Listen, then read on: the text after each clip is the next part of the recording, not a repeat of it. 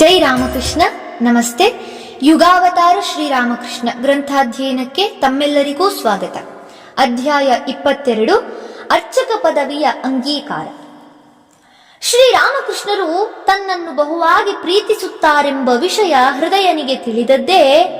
ಆದರೆ ಒಂದು ವಿಷಯ ಮಾತ್ರ ಅವನಿಗೆ ಬಹುದಿನಗಳವರೆಗೆ ಅರ್ಥವಾಗಲೇ ಇಲ್ಲ. ಅವನು ತನ್ನ ದೊಡ್ಡ ಮಾವನಿಗೆ ನೆರವಾಗಲೆಂದು ಹೋದಾಗಲೋ, ಮಧ್ಯಾಹ್ನದ ಊಟವಾದ ಮೇಲೆ ಸ್ವಲ್ಪ ಹೊತ್ತು ವಿಶ್ರಮಿಸಿಕೊಳ್ಳುವಾಗಲೋ, ರಾತ್ರಿಯ ಹೊತ್ತು ದೇವಿಯ ಆರತಿ ನೋಡುತ್ತಾ ನಿಂತಾಗಲೋ ರಾಮಕೃಷ್ಣರು ಇದ್ದಕ್ಕಿದ್ದಂತೆ ಎಲ್ಲೋ ಮಾಯವಾಗಿ ಬಿಡುತ್ತಿದ್ದರು. ಈಗ ತಾನೇ ಇಲ್ಲಿದ್ದ ಮಾವ ಎಲ್ಲಿಗೆ ಹೋದ ಎಂದು ಹೃದಯ ಆಶ್ಚರ್ಯ ಪಡುತ್ತಿದ್ದ. ಒಂದೆರಡು ಗಂಟೆಗಳಾದ ಮೇಲೆ ಮತ್ತೆ ಅವರು ಕಾಣಿಸಿಕೊಂಡಾಗ, ಅರೆ, ಇಷ್ಟು ಹೊತ್ತು ನೀನು ಅದೆಲ್ಲಿ ಮಾಯವಾಗಿದ್ದೆ ಎಂದು ಕೇಳಿದರೆ, ಇಲ್ಲೇ ಆಚೆ ಕಡೆ ಇದ್ದೇನಲ್ಲ ಎಂದು ರಾಮಕೃಷ್ಣರು ಹಾರಿಕೆಯ ಉತ್ತರ ಕೊಡುತ್ತಿದ್ದರು. ಒಂದೊಂದು ಸಲ ಅವನು ತನ್ನ ಕುತೂಹಲ ತಾಳಲಾರದೆ ಹುಡುಕಲು ಹೊರಡುತ್ತಿದ್ದ. ಆಗ ರಾಮಕೃಷ್ಣರು ಪಂಚವಟಿಯ ಕಡೆಯಿಂದ ಹಿಂದಿರುಗುವುದು ಕಾಣುತ್ತಿತ್ತು. ಎಲ್ಲೋ ಶೌಚಕ್ಕೆ ಹೋಗಿದ್ದಿರಬೇಕು ಎಂದುಕೊಂಡು ಸುಮ್ಮನಾಗುತ್ತಿದ್ದ. ಒಂದು ದಿನ ರಾಮಕೃಷ್ಣರಿಗೆ ಶಿವನ ಪ್ರತಿಮೆ ತಯಾರಿಸಿ ಪೂಜಿಸಬೇಕೆಂಬ ಇಚ್ಛೆಯಾಯಿತು. ಮಣ್ಣಿನಿಂದ ವಿಗ್ರಹಗಳನ್ನು ಮಾಡುವ ಕಲೆ ಅವರಿಗೆ ಬಾಲ್ಯದಿಂದಲೂ ಬಂದದ್ದೇ ಅಲ್ಲವೇ? ಆದ್ದರಿಂದ ಆ ಇಚ್ಛೆ ಮನದಲ್ಲಿ ಮೂಡಿದ ಕೂಡಲೇ ಗಂಗಾ ತೀರಕ್ಕೆ ಹೋದರು. ಸ್ವಲ್ಪ ಜೇಡಿ ಮಣ್ಣು ತೆಗೆದುಕೊಂಡು ತಮ್ಮ ಕೈಯಾರೆ ತ್ರಿಶೂಲ, ಡಮರುಧಾರಿಯಾದ ನಂದಿಯೊಡಗೂಡಿದ ಶಿವನ ಸುಂದರ ವಿಗ್ರಹವನ್ನು ರೂಪಿಸಿದರು. ಬಳಿಕ ಅದನ್ನು ತಂದಿಟ್ಟುಕೊಂಡು ಪೂಜಿಸಲಾರಂಭಿಸಿದರು. ಹೃದಯನೂ ಬಳಿಯಲ್ಲೇ ಕುಳಿತು ನೋಡುತ್ತಿದ್ದ. ಇದೇ ವೇಳೆಗೆ ಮಥುರ ಬಾಬು ಸುಮ್ಮನೆ ಆ ದಾರಿಯಾಗಿ ಬಂದ. ರಾಮಕೃಷ್ಣರು ಅತ್ಯಂತ ತನ್ಮಯತೆಯಿಂದ ಪೂಜೆ ಮಾಡುತ್ತಾ ಕುಳಿತಿರುವುದನ್ನು ಕಂಡ. ಅದಾವ ದೇವತೆಯನ್ನು ಪೂಜಿಸುತ್ತಿರಬಹುದು ಇವರು? ಕುತೂಹಲದಿಂದ ಹತ್ತಿರ ಬಂದು ನೋಡಿದ. ಅದೊಂದು ಶಿವನ ವಿಗ್ರಹ. ಅಷ್ಟು ದೊಡ್ಡದೇನಲ್ಲ, ಆದರೆ ತುಂಬಾ ಮಾಟವಾಗಿದೆ, ಲಕ್ಷಣವಾಗಿದೆ. ಮಥುರನಿಗೆ ಬಹಳ ಸಂತೋಷವಾಯಿತು. ಇನ್ನಷ್ಟು ಹತ್ತಿರ ನಿಂತು ಗಮನಿಸಿದಾಗ ಅನ್ನಿಸಿತು, ನಿಜಕ್ಕೂ ಇಂತಹ ದೈವೀ ಕಳೆ ಇರುವ ವಿಗ್ರಹ ಸಿಗುವುದು ಕಷ್ಟವೇ ಎಂದು. ರಾಮಕೃಷ್ಣರಿಗೆ ಮಾತ್ರ ಮಥುರ ಬಂದಿರುವುದರ ಪರಿವೆಯೇ ಇಲ್ಲ. ಮಥುರ ಕುತೂಹಲದಿಂದ ಹೃದಯನನ್ನು ಕೇಳಿದ, ಈ ವಿಗ್ರಹವನ್ನು ಎಲ್ಲಿಂದ ಕೊಂಡು ತಂದಿರಿ? ಹೃದಯ, ಕೊಂಡು ತರುವುದೇ? ಇಲ್ಲ ಇಲ್ಲ, ರಾಮಕೃಷ್ಣರೇ ಕೈಯಾರೆ ಮಾಡಿದ್ದು ಇದನ್ನು. ಅವರಿಗೆ ದೇವದೇವಿಯರ ವಿಗ್ರಹಗಳನ್ನು ತಯಾರಿಸುವ ಕಲೆ ಬಹಳ ಚೆನ್ನಾಗಿ ಕರಗತವಾಗಿದೆ. ಬೇಕೆಂದರೆ ಮುರಿದು ಹೋದ ವಿಗ್ರಹವನ್ನು ಸರಿಪಡಿಸಲೂ ಬಲ್ಲರು. ಮಥುರ, ಏನು, ಇವರೇ ತಯಾರಿಸಿದ್ದೆ? ಎಷ್ಟು ಸುಂದರವಾಗಿದೆ! ಪೂಜೆಯಾದ ಮೇಲೆ ದಯವಿಟ್ಟು ಇದನ್ನು ನನಗೆ ಕೊಡಲು ಸಾಧ್ಯವೇ? ಹೃದಯ, ಆಗಲಿ, ಅದಕ್ಕೇನಂತೆ. ಪೂಜೆಯಾದ ಮೇಲೆ ಹೃದಯ ರಾಮಕೃಷ್ಣರ ಒಪ್ಪಿಗೆ ಪಡೆದು ವಿಗ್ರಹವನ್ನು ಮಥುರನ ಕೈಗೆ ತಲುಪಿಸಿದ. ಮಥುರ ಅದನ್ನು ಕೈಯಲ್ಲಿ ಹಿಡಿದು ಇನ್ನಷ್ಟು ಸೂಕ್ಷ್ಮವಾಗಿ ಪರಿಶೀಲಿಸಿದ. ಇಂತಹ ಸುಂದರ ವಿಗ್ರಹವನ್ನು ರಾಣಿಯವರು ನೋಡಲೇಬೇಕು ಎನ್ನಿಸಿತು. ಕಳಿಸಿಕೊಟ್ಟ. ವಿಗ್ರಹವನ್ನು ಕಂಡು ರಾಣಿಯೂ ಆನಂದಾಶ್ಚರ್ಯ ಪಡುತ್ತಾ ಅದರ ಕಲಾವಿದನನ್ನು ಬಾಯ್ತುಂಬ ಕೊಂಡಾಡಿದಳು. ಆದರೆ ಅದನ್ನು ಮಾಡಿದ್ದು ಹಿರಿಯ ಅರ್ಚಕರ ಸೋದರರೇ ಎಂದು ತಿಳಿದಾಗ ಮಾತ್ರ ಅವಳ ಆಶ್ಚರ್ಯ ಇಮ್ಮಡಿಸಿತು. ಅವರನ್ನು ದೇವಾಲಯದ ಕಾರ್ಯಕ್ಕೆ ತೆಗೆದುಕೊಳ್ಳಬೇಕೆಂಬ ಮಥುರನ ಇಚ್ಛೆ ಈಗ ಇನ್ನಷ್ಟು ಬಲವಾಯಿತು. ತನ್ನನ್ನು ಕೆಲಸಕ್ಕೆ ನೇಮಿಸಿಕೊಳ್ಳಬೇಕೆಂಬ ಮಥುರ ಬಾಬುವಿನ ಉದ್ದೇಶವನ್ನು ರಾಮಕೃಷ್ಣರು ಅದಾಗಲೇ ಅಣ್ಣನಿಂದ ತಿಳಿದಿದ್ದರು. ಆದರೆ ಅವರು ಅದಕ್ಕೆ ಕಿವಿಗೊಟ್ಟಿರಲಿಲ್ಲ. ಭಗವಂತನ ಹೊರತು ಮತ್ತಾರ ಸೇವೆಯನ್ನೂ ಮಾಡಲಾರೆ ಎಂಬ ಭಾವ ಅವರ ಮನಸ್ಸಿನಲ್ಲಿ ದೃಢವಾಗಿ ಬೇರು ಬಿಟ್ಟಿತ್ತು. ಅರ್ಚಕನ ಕೆಲಸವೂ ಕೂಡ ಭಗವಂತನ ಸೇವೆಯೇ ಎಂದು ಅವರಿಗೆ ಅನ್ನಿಸಿರಲಿಲ್ಲ. ದೇವರ ಧ್ಯಾನ ಮಾಡುವುದೇ ನಿಜವಾದ ಭಗವತ್ ಸೇವೆ ಎಂದು ಅವರು ಭಾವಿಸಿದ್ದರು. ರಾಮಕೃಷ್ಣರೇನೋ ಆಲೋಚಿಸಿದ್ದರು, ತಾವು ಅರ್ಚಕನ ಹುದ್ದೆಗೆ ಒಪ್ಪಿಕೊಳ್ಳುವುದಿಲ್ಲ ಎಂದು. ಆದರೂ ಮಥುರನಾಥನ ಅಪೇಕ್ಷೆಯನ್ನು ಅಣ್ಣನ ಮೂಲಕ ತಿಳಿದಾಗಿನಿಂದ ಸಾಧ್ಯವಾದಷ್ಟೂ ಆತನ ಕಣ್ಣಿಗೆ ಬೀಳದಂತೆ ಇರತೊಡಗಿದರು. ಏಕೆಂದರೆ ತಮ್ಮ ಒಳಮನಸ್ಸಿನ ಆದೇಶದಂತೆ ನಡೆಯುವಲ್ಲಿ ಅವರು ಎಷ್ಟು ಕಟ್ಟುನಿಟ್ಟಾಗಿದ್ದರೋ, ಇತರರ ಮನಸ್ಸನ್ನು ನೋಯಿಸದಿರುವ ವಿಷಯದಲ್ಲೂ ಅಷ್ಟೇ ಕಟ್ಟುನಿಟ್ಟಾಗಿದ್ದರು. ಮತ್ತು ಗೌರವಾರ್ಹವಾದ ಯಾರೇ ಆಗಲಿ ಅವರನ್ನು ಅವರ ಸದ್ಗುಣಗಳಿಗಾಗಿ ಗೌರವಿಸುವುದು ರಾಮಕೃಷ್ಣರ ಸ್ವಭಾವ. ಆ ಬಗೆಯ ಗೌರವದ ಭಾವ ಅವರಲ್ಲಿ ತಾನೇ ತಾನಾಗಿ ಉಂಟಾಗುತ್ತಿತ್ತು. ಅದರಲ್ಲಿ ಕೃತ್ರಿಮತೆಯಾಗಲಿ ಪ್ರತಿಫಲಾಪೇಕ್ಷೆಯಾಗಲಿ ಇರಲಿಲ್ಲ. ಹೀಗಿರುವಾಗ ತಮ್ಮ ಇಚ್ಛೆಗೆ ವಿರುದ್ಧವಾಗಿ ಅರ್ಚಕ ಕಾರ್ಯಕ್ಕೆ ಒಪ್ಪಿಕೊಳ್ಳುವಂತೆ ಮಥುರ ಬಾಬುವೇ ಸ್ವತಃ ಬಂದು ತಮ್ಮನ್ನು ಕೇಳಿಕೊಂಡರೆ ಮತ್ತು ತಾವು ಆ ಬಗ್ಗೆ ಮತ್ತೊಮ್ಮೆ ಚೆನ್ನಾಗಿ ಆಲೋಚಿಸಿ ನಿರ್ಧಾರಕ್ಕೆ ಬರುವ ಮುನ್ನವೇ ಅವನು ಒತ್ತಾಯಪಡಿಸಿದರೆ ಆಗ ತಾವು ಆಗುವುದಿಲ್ಲವೆಂದು ಹಠ ಹಿಡಿಯಬೇಕಾಗುತ್ತದೆ, ಅವನ ಮನ ನೋಯಿಸಬೇಕಾಗುತ್ತದೆ. ಈ ತಾಪತ್ರಯವೆಲ್ಲ ಏಕೆ ಬೇಕು? ಇದು ರಾಮಕೃಷ್ಣರ ಆಲೋಚನೆ ಅಲ್ಲದೆ ಆಗ ರಾಮಕೃಷ್ಣರಾದರೋ ಕೇವಲ ಒಬ್ಬ ಅನಾಮಧೇಯ ತರುಣ. ಆದರೆ ಮಥುರ ಬಾಬು ರಾಣಿ ರಾಸಮಣಿಯ ಬಲಗೈ ಬಂಟ, ಶ್ರೀಮಂತ ಜಮೀನ್ದಾರ, ಗೌರವಸ್ಥ, ಹಿರಿಯ, ಧನ ಬಲದೊಂದಿಗೆ ಜನಬಲವೂ ಇರುವವ. ಇಂತಹ ವ್ಯಕ್ತಿಗೆ ತಾವು ಎದುರಾಡಿ ಆತನ ವಿನಂತಿಯನ್ನು ತಳ್ಳಿ ಹಾಕಿದರೆ ಆತನಿಗೆ ಮುಖಭಂಗವಾದಂತಾಗುವುದಿಲ್ಲವೇ? ಜನ ತಮ್ಮನ್ನು ಹುಡುಗ ಬುದ್ಧಿ, ಹಠಮಾರಿ ಎಂದು ಜರೆಯಬಹುದಲ್ಲವೇ?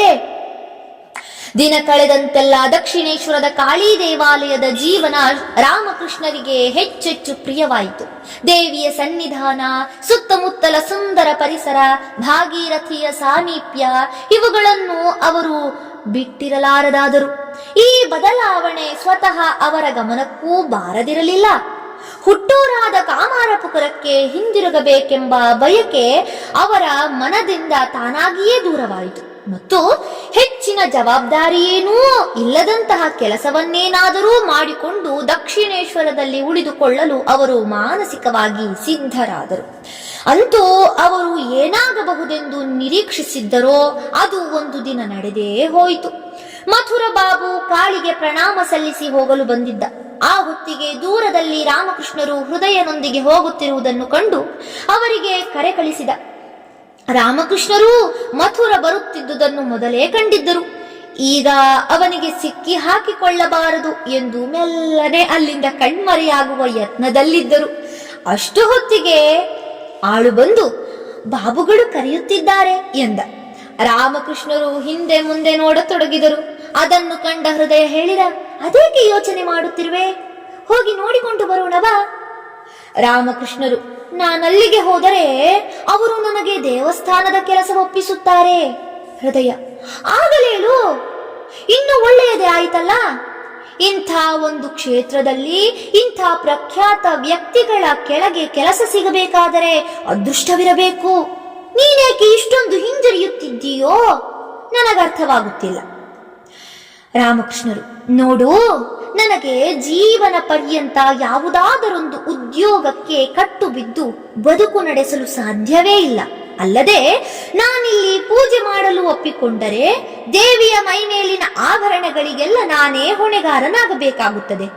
ಅದೊಂದು ದೊಡ್ಡ ತಲೆನೋವಿನ ಕೆಲಸ. ಅದು ನನ್ನಿಂದಾಗದು.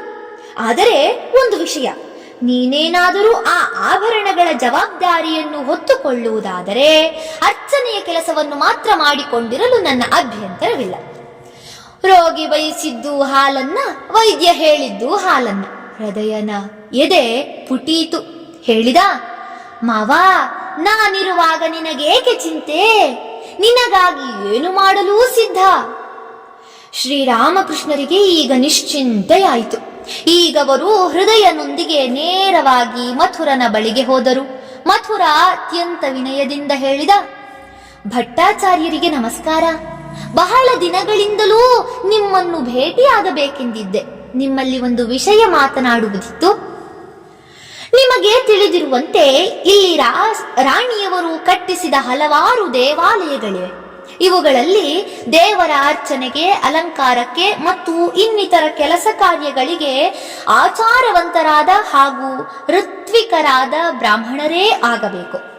ದೈವಾನುಗ್ರಹದಿಂದ ಮತ್ತು ನಮ್ಮ ಭಾಗ್ಯ ವಿಶೇಷದಿಂದ ಜಗನ್ಮಾತೆಯ ಅರ್ಚನೆಗೆ ನಿಮ್ಮ ಅಣ್ಣಂದಿರಂತಹ ವಿಪ್ರವರೇಣ್ಯರು ದೊರಕಿದ್ದಾರೆ.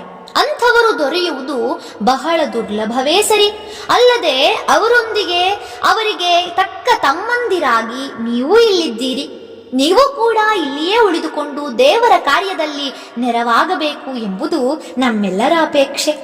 ನಾನು ಹಿಂದೆಯೇ ಈ ಬಗ್ಗೆ ನಿಮ್ಮ ಅಣ್ಣಂದಿರ ಬಳಿಗೆ ಪ್ರಸ್ತಾಪಿಸಿದ್ದೆ.